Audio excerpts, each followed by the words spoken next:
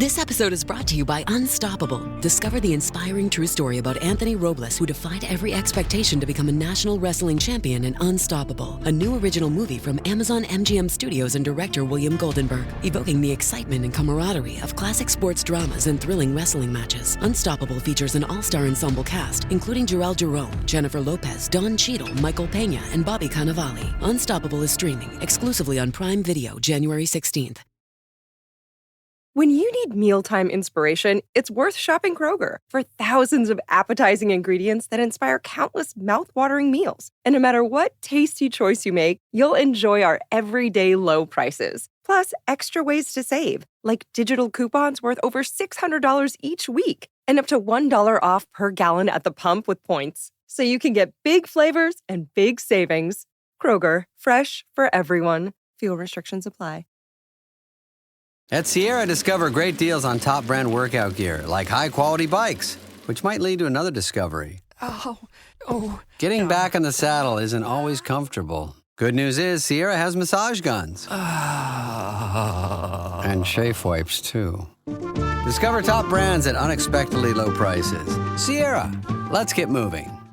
Thanks for choosing this free Anfield Index podcast. If you'd prefer to listen to this or any of our other shows without adverts, then now's the time to check out Anfield Index Pro. With AI Pro, you can supercharge your entire listening experience. You'll not only get all of our podcasts without the ads, but you'll have them far faster with our Quick Publish feature available exclusively for subscribers. AI Pro also puts you in the heart of our sound studio, with an option to listen to many of our shows live and interact with the podcasters in real time as the shows are recording. Upgrading couldn't be easier. AI Pro is available on all popular podcast platforms. Just head on over to AnfieldIndexPro.com and get started today. Hello and welcome to AI Scouted on Anfield Index Pro. I'm Dave Hendrick, joined as always by Mr. Karl Matchett. How are you, sir? In stellar form and rather warmer than I was last night. Yes, you were, of course, at Anfield yesterday for Liverpool versus Manchester United. And you witnessed a 2-2 draw in which United played, to their credit, quite well. And Liverpool basically played down to United's level. I have been told by one Lisa Marie that I am to begin the podcast by scolding you for your 5-0 pick. But of course, the Matchett curse overruled that. And once you were there, we were never likely to win. What did you make of the game as a whole before we get into the kind of individual bits and bobs? Very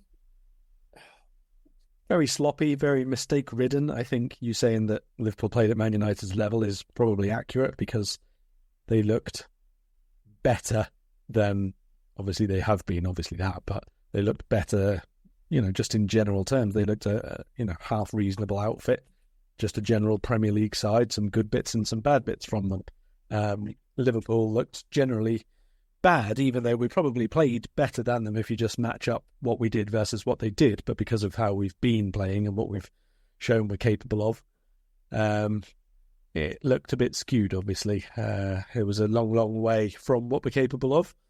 But at the same time, not just the occasion, the Manchester United, the reaction that was demanded from them, but also the conditions were absolutely shocking. I'm sure it looked terrible on the telly. I can assure you, sat under a leaking Anfield roof, it was even worse. Yeah, the leaky roof cannot have been fun for anybody. It did not look like a fun environment to play football in. We've all played in that type of rain, and it's not fun. I will say you want to try playing rugby in that type of weather and see how you get on. But, football players are of a softer variety. So, definitely not something you were going to enjoy. So by the sounds of what you've said, you don't buy into the narrative that United were the better team, because I think that's nonsense. I think the idea that United were the better team is sheer fantasy.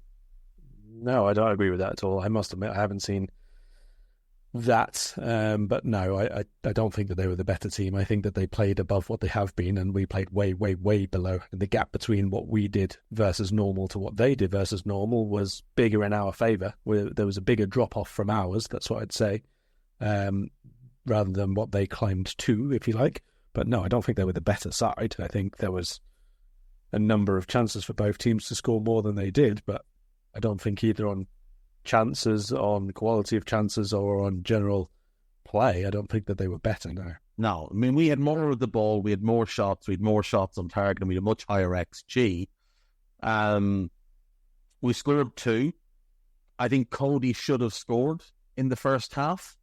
Alexis had a good chance to score, but it was a difficult chance to pull off.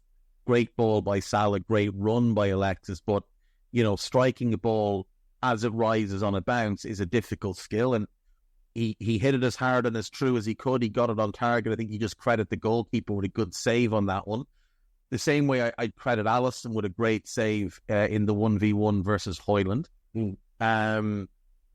I think in the second half, I think Virgil should score from the Alexis flick on. What I would say is the Alexis flick on kind of takes the pace off the ball.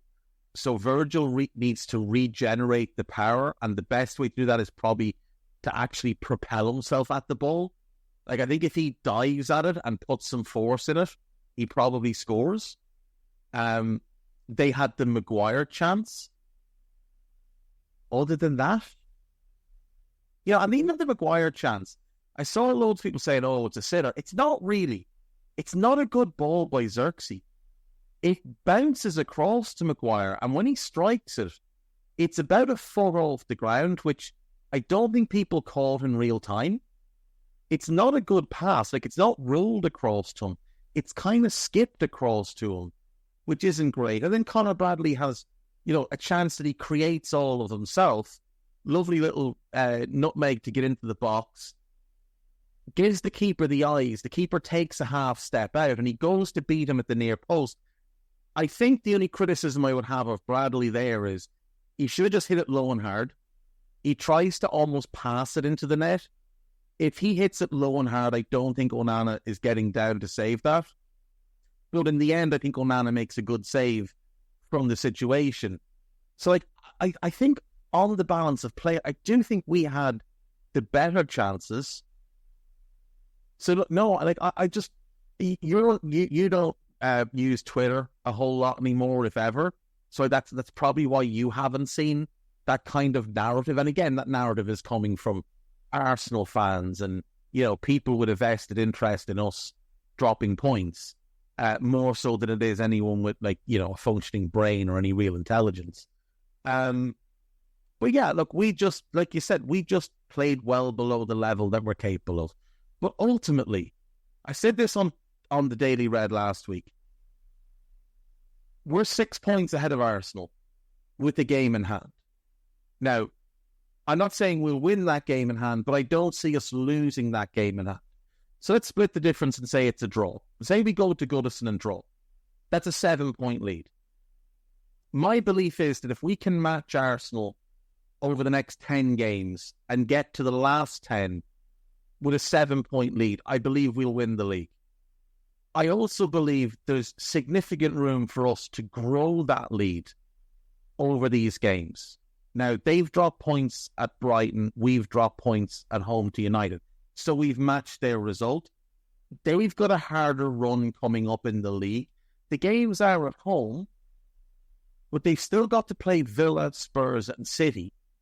Now, we've got tough enough games there as well with Forest away, Brentford and Ipswich and whatever, but I think their run is harder. I think there's room for us to grow our lead over the next 9 games and get to a point where with 10 games left in the league, we could be 10, 12 points clear. We always talk about how you've only got 10 games you can drop points in. Arsenal have now dropped points in 9. Chelsea have fallen away. I don't think any of us think Nottingham Forest are going to win the league. It's over for City and nobody else is in the picture. It is really only Arsenal who are potentially there if we slip up but they would need us to slip up 3 times. They would need us to lose 3 games where they win the same weekend. So I don't have too many fears. No, I don't at this point. It's not just the fact that Arsenal need us to drop points 3 times. It's 3 times more than they do across the rest of the season. That's the thing here. It's not anything other than Arsenal have failed to win 9, but they're only halfway through their season. They're not going to go another 9. They got 18 games left, 18 games and win all of them apart from 2 or 3. Yeah. I just don't see it from them this season. Man City is... It's not a fear or anything from them because obviously they still look very, very stuck. But the thing is that they have before gone 15, 18 games winning it in a row. And right now, they've failed to win 10. So could they go 18 games winning all of them? Yeah, we know they can because they've done it before several times. So in theory, yes, they still can. But it's just that you don't quite see that level from them at the moment. But while they're there. And that's just the end. Yeah. We're halfway through our season now and we've dropped points in 5. That's exactly halfway. At the exact halfway point. Exactly. Look, if City do win 18 in a row, they will end the season on 88 points. Mm-hmm. Meaning that we only need 42 points from 19 games to finish level with them on points, but with a better goal difference. Because we're plus 19 above them in the goal column right now. That's 2.2 on average for context. Yeah. So... And that's a drop from where we are now. Yes. So this is very much in hand for us. This idea that Arsenal can go and win 16, lose 1 and draw 1 of their last 18 games. They've shown nothing to suggest they can do that. They haven't won more than 3 in a row yet this year. They've lost Bukayo Saka, arguably the best player, and potentially for the rest of the season because he's had hamstring surgery. And if you're looking at that and you're being logical, if they bring him back before the next international break, which is in March, he's going to go on that international break. And there's a risk then of him getting hurt again. You're going to be rushing him back and you're risking him getting injured again. So even if he is fit to come back in around early March, they're likely holding him back until after that international break, which takes us to April. So they're going to be missing him for the next 3 months. And he is their primary source of goals and assists. Without him, they look stuck in the mud in attack. The last 3 games, they beat Ipswich, they scored an early goal, and then didn't look like scoring again. They scored 3 against Brentford. 2 of them were just gifts. Absolute gifts from Brentford. They didn't actually create a goal in the game because the third one also comes from pretty weak defending, but, it's a good goal. And against Brighton, I think they had 0.03 XG in the entire second half or something pathetically low, like that. Maybe it was 0.3, but it was something pathetically low in the second half. They never looked like scoring in that second half. And Brighton did look like scoring, so they actually got lucky there. They're not a team that's going to go 18-1-1. And even if they do, that's going to get them to 89 points? Again, we can finish with considerably more. They could go perfect the rest of the season and get to 94 and we could still beat them to the title because we've got a 6-point lead and a game in hand. So people losing their minds over, yes, they need to settle down. One thing, though, that does concern me, Carl, is the performance of Trent. So where were you sitting yesterday at the game?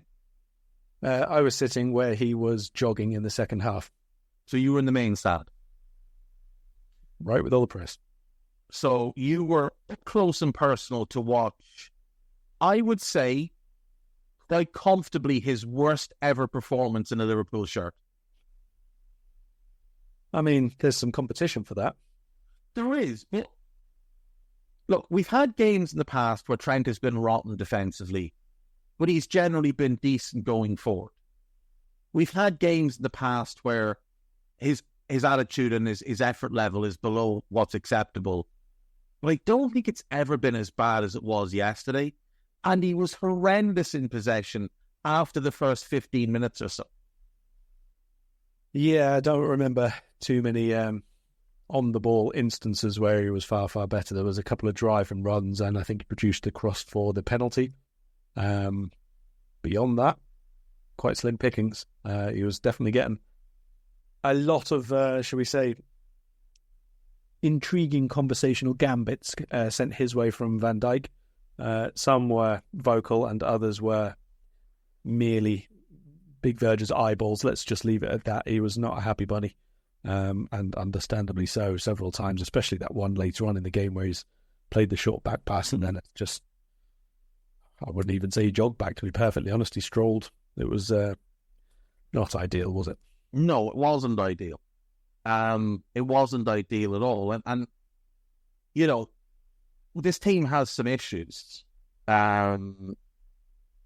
We've got problems at both fullback positions. We're safe in midfield. Like, there's just no way around that.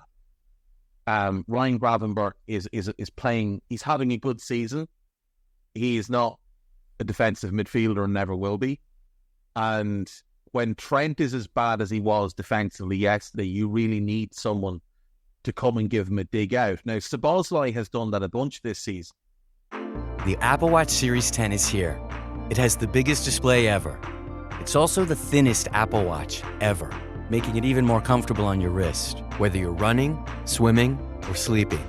And it's the fastest charging Apple Watch, getting you 8 hours of charge in just 15 minutes.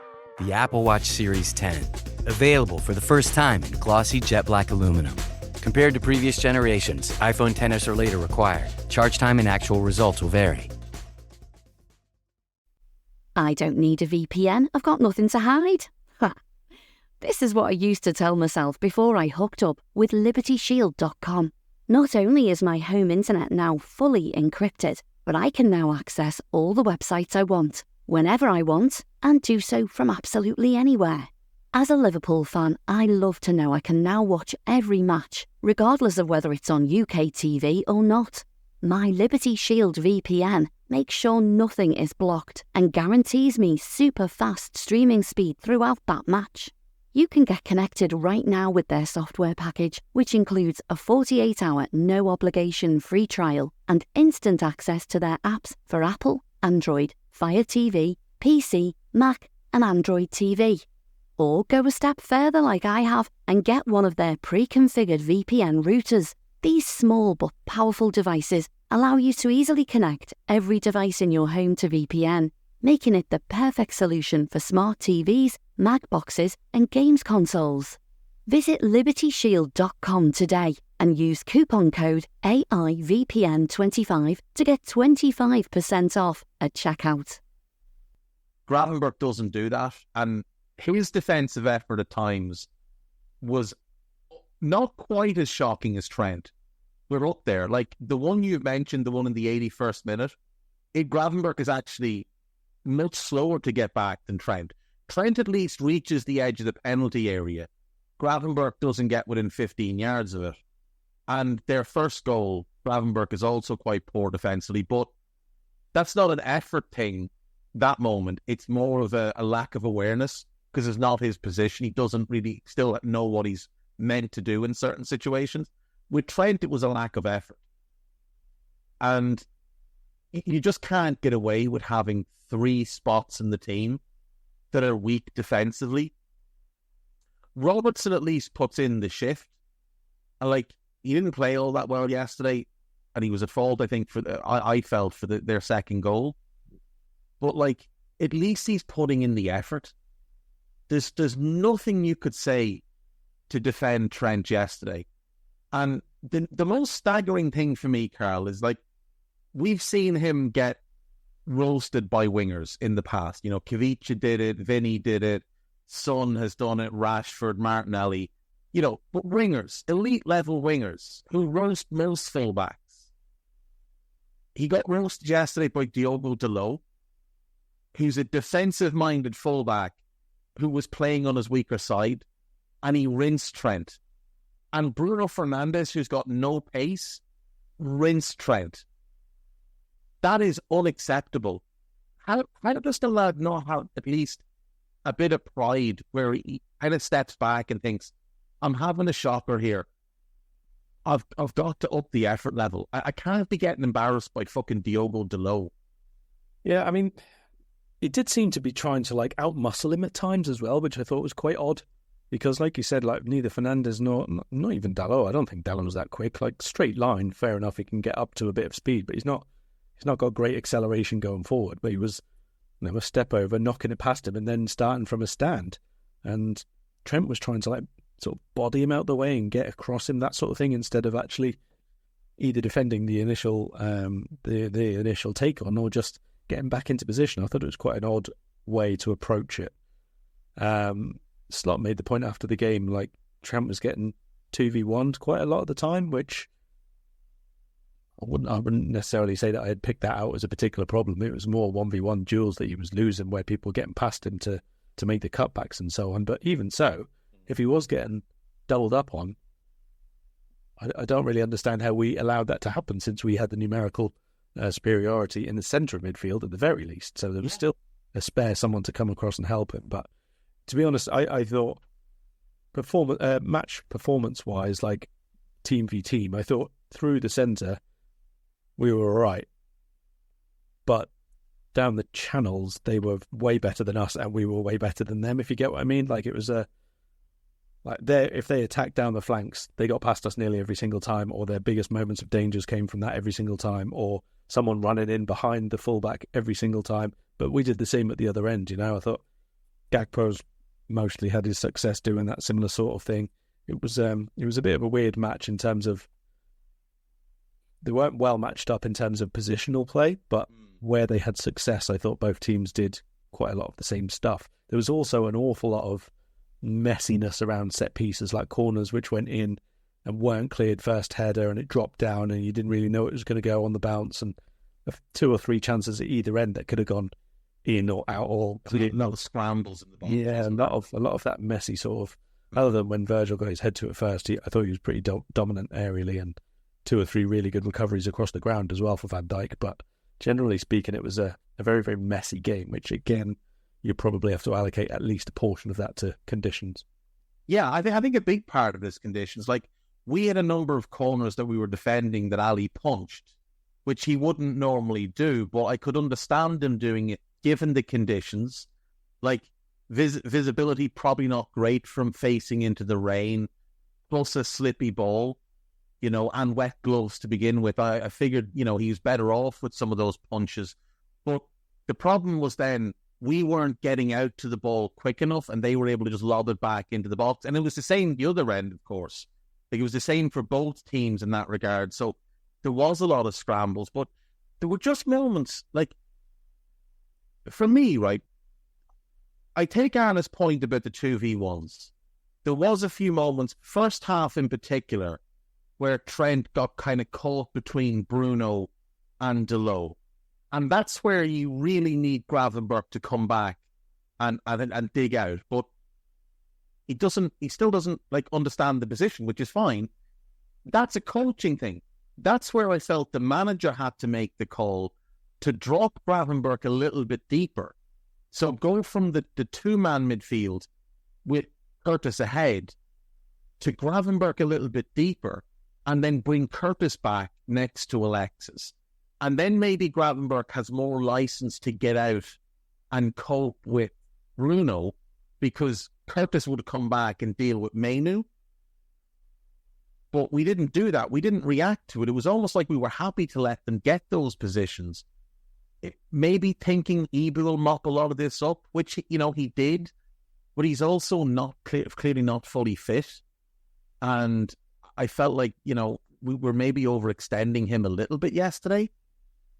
So that was one mistake I thought Arne made. I think he made a mistake keeping Trent on as long as he did, but maybe he was told pre-game, look, Bradley only has 10 to 15 minutes in him, so don't put him on too early. Well, I felt he made a mistake not bringing on Endo. It's the same mistake he made against Newcastle. When we went in front, I think the change had to be get Endo on the pitch, because when they went ahead, we went 4-2-4, immediately after the goal, Cody scores. We already had Darwin and Jota on the sideline ready to come on, and we were going to go 4-2-4. I think it was Jones and Cody that were going to come off, with Diaz and Mo staying on.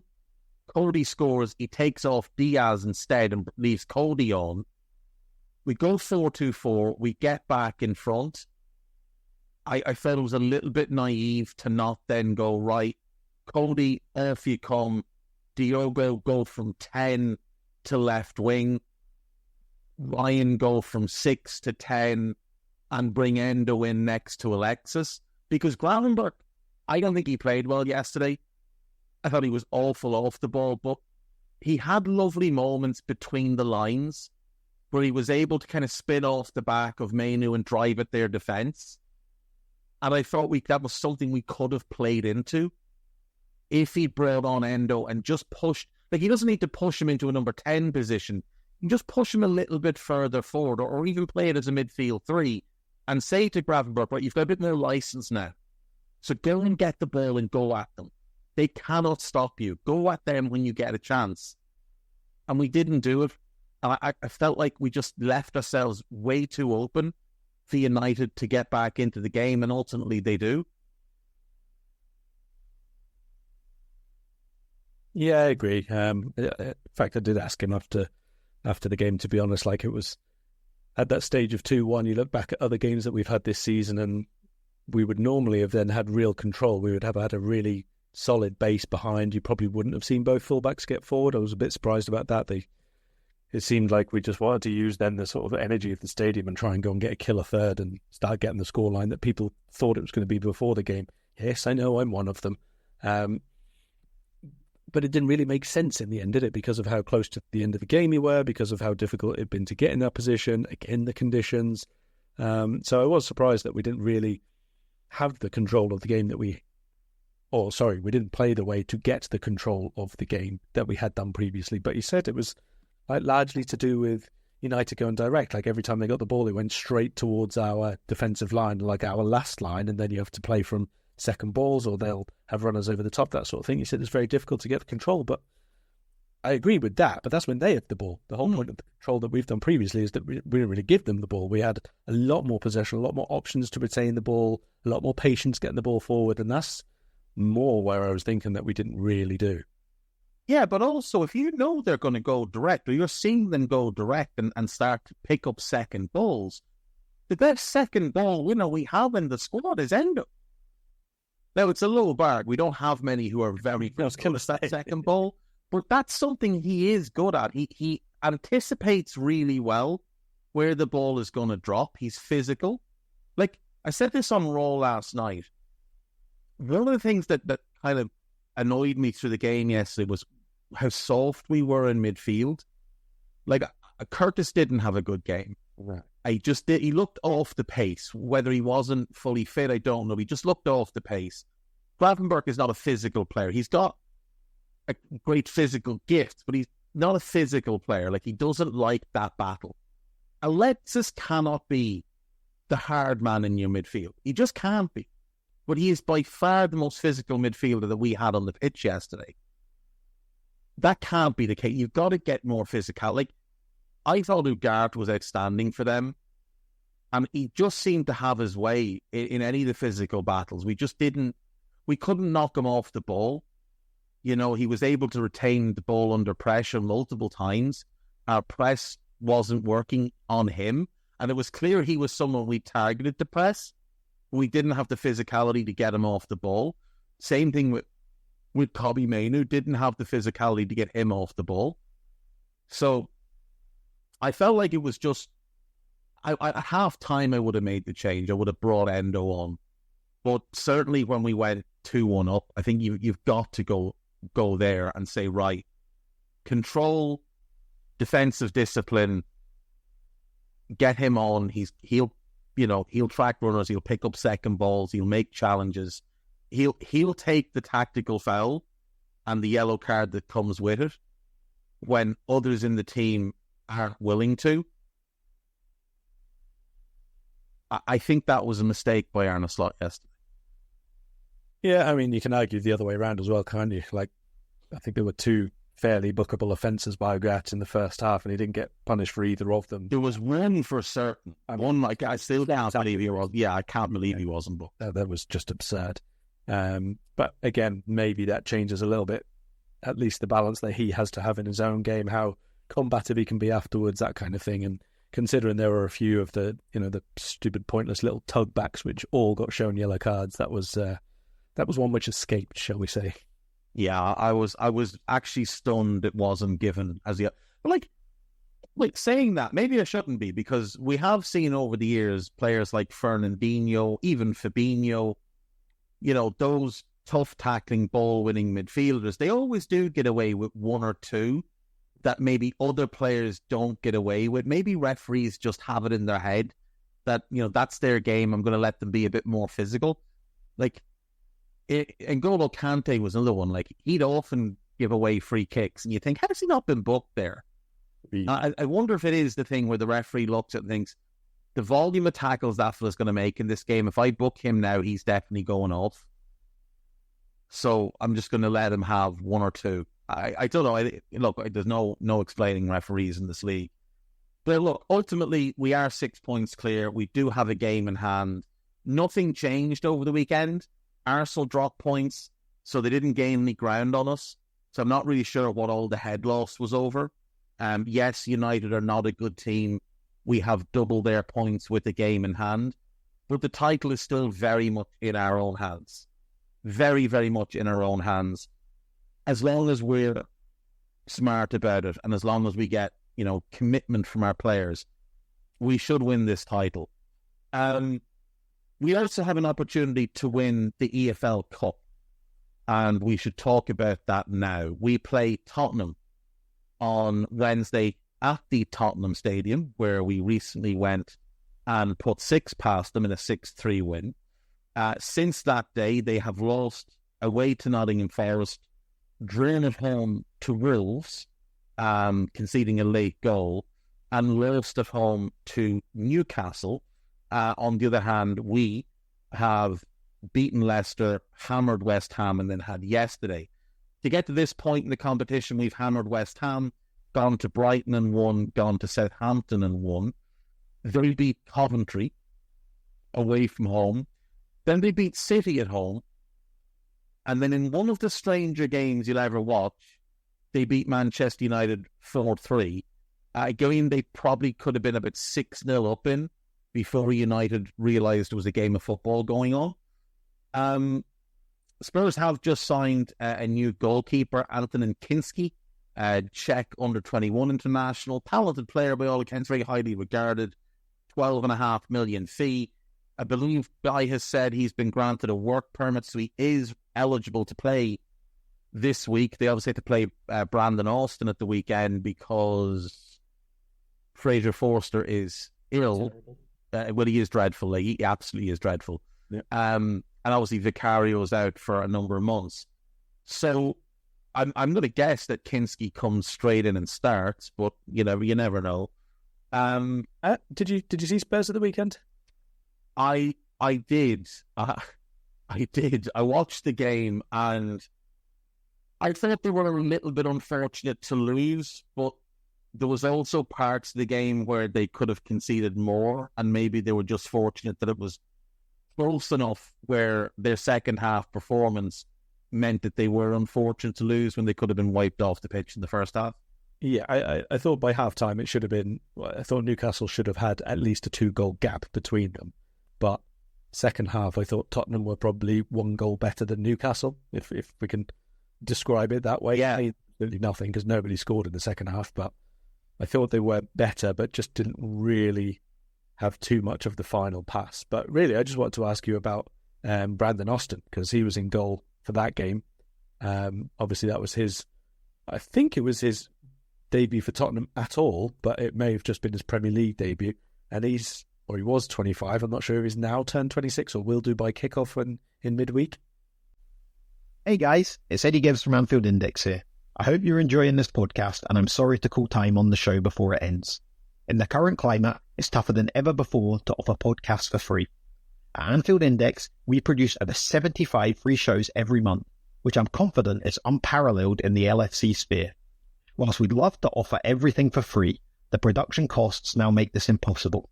That said, we don't want to follow the model of other channels and lock all of our content behind a paywall.